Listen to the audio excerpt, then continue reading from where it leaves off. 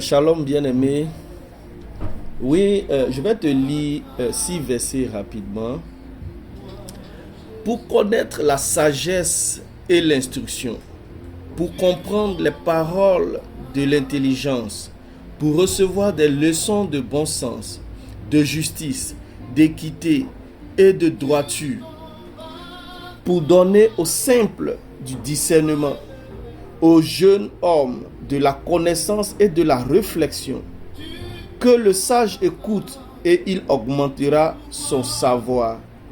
Et celui qui est intelligent acquerra de l'habileté pour saisir le sens d'un proverbe ou d'une énigme, des paroles des sages et de leurs sentences.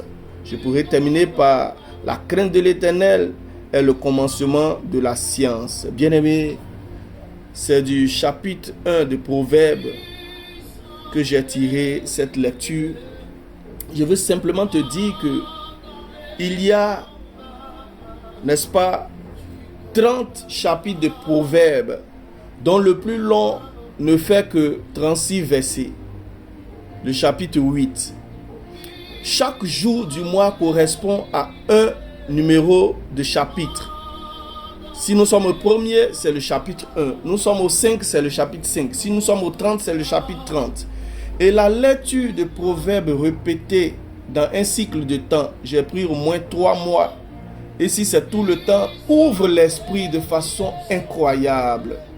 Ah, j'ai expérimenté, j'ai compris et j'ai vu quelque chose. Oui, ça ouvre l'esprit et ça t'amène même à comprendre tous les autres chapitres, les autres livres de la Bible aussi facilement et aisément. Oui, exerce-toi à cela. Je pourrais te conseiller aussi le livre de l'Ecclésiaste. Il y en a 12 chapitres. Et quand tu regardes, il y a effectivement 12 mois dans l'année.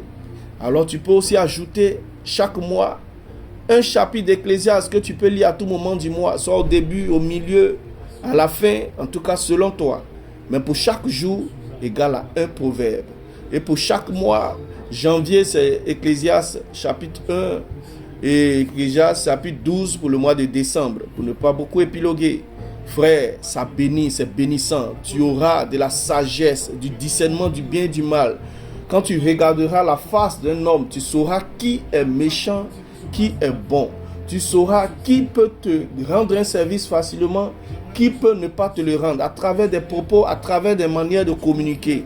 Et cela se tire profondément de la sagesse. Essaye et tu verras, tu viendras rendre témoignage. Je sais de quoi je te parle. Sois béni et garde ces choses comme des secrets dans ta marche avec le Seigneur. Merci à toi.